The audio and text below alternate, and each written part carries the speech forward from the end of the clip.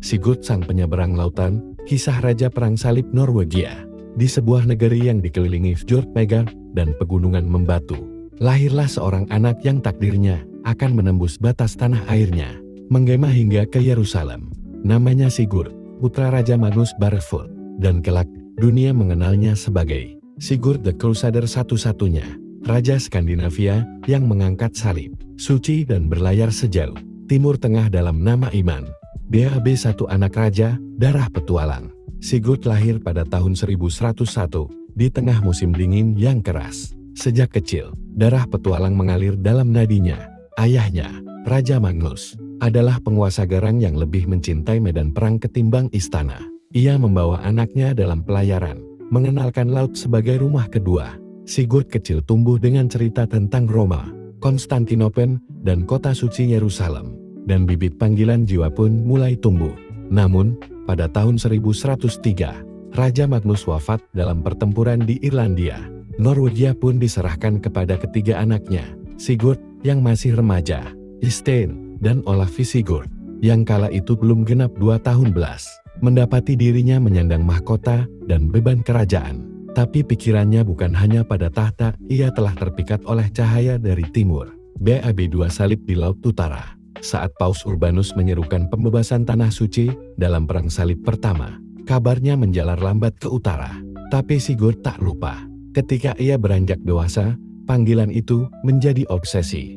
Maka pada tahun 1107, ia menghimpun armada besar sekitar 60 kapal perang dan berangkat dari Bergen membawa 5.000 prajurit Norwegia, menyeberangi lautan dalam nama Kristus. Perjalanan itu bukan sekadar penjelajahan, itu adalah ujian jiwa.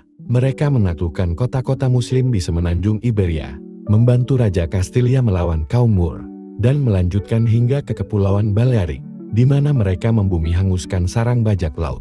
Sigurd menjadi legenda di tiap pelabuhan yang mereka singgahi.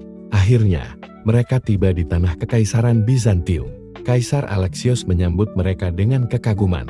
Dari sana, Sigurd melanjutkan ke Yerusalem. Di sana, ia bertemu Raja Baudouin dari Yerusalem, dan bersama-sama mereka mensiarahi sungai Yordan. Sigurd, raja dari negeri salju, mandi di air suci, menyucikan dirinya dalam janji abadi. Sebagai penghargaan atas bantuannya, Sigurd menerima serpihan salib sejati, relik yang diyakini berasal dari kayu salib Yesus, tapi alih-alih menyimpannya untuk dirinya, ia membawa benda suci itu kembali ke Norwegia untuk diletakkan di Nidaros, pusat rohani bangsanya. BAB 3 Raja penyebar iman dan hukum. Setelah 3 tahun di luar negeri, Sigurd kembali ke tanah air pada tahun 1111. Ia tak lagi remaja pencari makna, ia adalah raja sejati, dipenuhi visi keagamaan dan keadilan. Pemerintahannya selama hampir 20 tahun dikenal sebagai masa damai. Ia memperkuat gereja Norwegia, membangun gereja-gereja dan biara, serta mendukung penyebaran hukum dan peradilan di seluruh negeri. Ia memusatkan kekuasaan, memperkenalkan sistem administrasi yang lebih tertib, dan memajukan pelayaran serta perdagangan. Namun, di balik kejayaan itu, hatinya mulai goyah. Tak seperti saudaranya Eystein yang tenang dan penuh perhitungan, Sigurd mulai diliputi kegelisahan.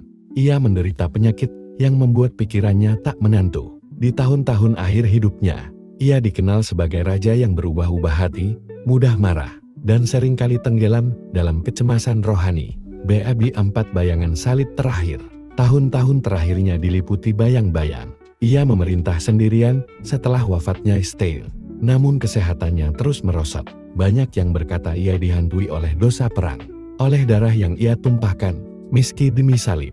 Sebagian yang lain percaya ia diracuni perlahan oleh lawan politik. Pada tahun 1130, di usia 30 tahun, Sigurd wafat di Oslo. Ia dimakamkan dengan kehormatan, namun tak semeriah seperti para raja yang tak pernah pergi jauh dari tanah mereka. Tapi namanya tetap dikenang sebagai sang raja pesiara, yang menyeberangi lautan bukan untuk menaklukkan, tapi untuk mengabdi pada keyakinan yang lebih tinggi. Setelah kematiannya, Norwegia jatuh ke dalam ketidakstabilan.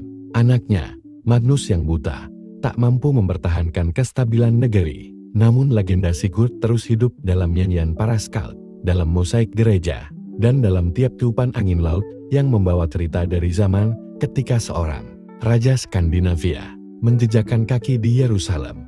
Bab V Sang Penjaga Salib. Setelah kepulangannya dari Yerusalem, Sigurd tak sekadar menjadi raja, ia menjadi simbol rakyatnya. Dari petani di pegunungan hingga para bangsawan di istana Bergen menatapnya dengan kekaguman. Ia adalah satu dari sedikit yang bisa mengatakan dengan jujur bahwa ia telah menyentuh tanah suci. Di Nidaros, relik salib sejati disimpan dalam altar emas, dan tiap tahun peziarah datang dari seluruh Skandinavia untuk melihatnya. Tapi di balik kejayaan muncul celah-celah. Persaudaraan antara Sigurd dan Eystein mulai meretak. Eystein, yang telah menjaga negeri selama Sigurd menunaikan salibnya, merasa perannya diremehkan. Ia tak pernah memegang pedang demi salib, tapi dialah yang menjaga istana tetap berdiri, memungut pajak, dan memastikan hukum ditegakkan. Bukan perang yang membuat negeri ini bertahan, kata Eystein suatu malam, saat angin utara memukul jendela. Tapi keadilan. Sigurd hanya diam.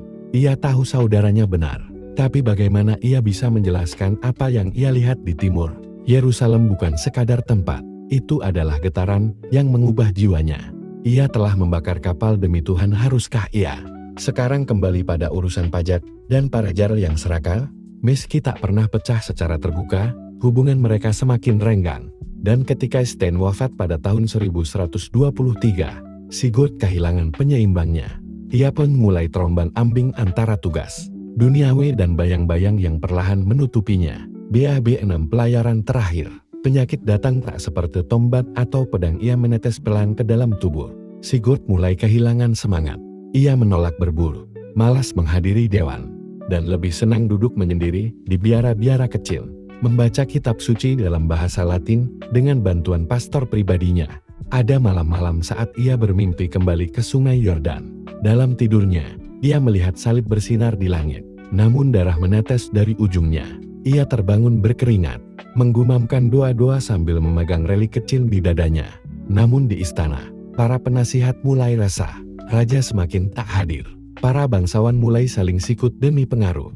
Ada kabar bahwa anak Sigurd, Magnus, masih terlalu muda dan terlalu lembek untuk memimpin. Bahkan beberapa mulai berbisik tentang perang saudara. Sigurd tahu waktunya tak lama, maka ia berlayar untuk terakhir kalinya ke Nidaros. Di sana, ia meminta dikuburkan di dekat relik yang dulu ia bawa dari tanah suci. Ia duduk lama di depan altar, dan di sanalah, menurut catatan biarawan, ia berkata, "Biar salib yang kujunjung menjadi saksiku.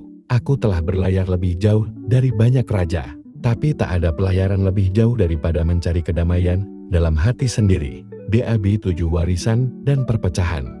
Raja Sigurd wafat pada musim dingin tahun 1130. Seluruh Norwegia berkabung. Di sepanjang fjord, lonceng gereja berdentang.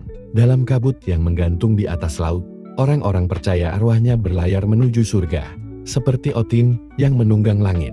Namun tak lama setelah itu, Norwegia terpecah. Magnus, anaknya yang dijuluki Yang Buta, diangkat sebagai raja, tapi ditentang oleh para penguasa wilayah lain. Perang saudara meletus, dan untuk beberapa dekade, negeri terjerumus dalam pertumpahan darah. Namun di antara abu kekacauan, nama Sigurd tetap bercahaya. Ia dikenang bukan hanya sebagai raja yang pernah memerintah, tapi sebagai simbol pengabdian, keberanian, dan keteguhan iman. Ia adalah raja yang berlayar lebih jauh dari siapapun, yang membawa kehormatan dan cahaya ke ujung dunia Kristen. Epilog denting yang tak pernah hilang. Hingga kini, di reruntuhan gereja-gereja kuno Norwegia, jika kau dengarkan baik-baik, kau bisa mendengar lagu tentang Sigurd. Lagu tentang kapal-kapal panjang yang menembus Laut Tengah. Tentang seorang raja yang memilih iman lebih dari kekuasaan. Tentang salib yang ia bawa melewati badai. Demi tanah yang tak pernah ia miliki, tapi selalu ia anggap suci. Ia adalah Sigurd, sang penyeberang lautan, sang raja perang salib. Dan dalam setiap nyala lilin di altar utara, namanya masih dibisikkan, bukan sebagai legenda, tapi sebagai cahaya. Lebih baik mati di tanah suci daripada hidup tanpa tujuan di atas tahta. Kubakar kapalku di tanah asing agar aku tak bisa kembali, sebab jalan pulang sejati adalah kehendak Tuhan. Pedang bisa membuka gerbang kota, tapi hanya iman yang bisa mengetuk pintu surga. Aku lahir di utara, Tapi jiwaku telah mandi di sungai Yordan, tak ada tanah yang terlalu jauh bagi iman. Lautan bukan batas, tapi jembatan menuju kehendak Tuhan. Siapapun bisa memerintah dengan mahkota, tapi hanya yang percaya bisa menuntun tanpa takut. Biarlah namaku tenggelam dalam dot sejarah, asal salib tetap tegak di negeri ini. Aku raja atas manusia, tapi hamba atas keyakinan. Yerusalem bukan sekadar tempat itu, adalah nyala di dalam dada, panggilan dari langit yang hanya bisa didengar oleh jiwa yang terjaga. Kemenangan di medan perang tak berarti apa-apa jika hati belum ditaklukkan.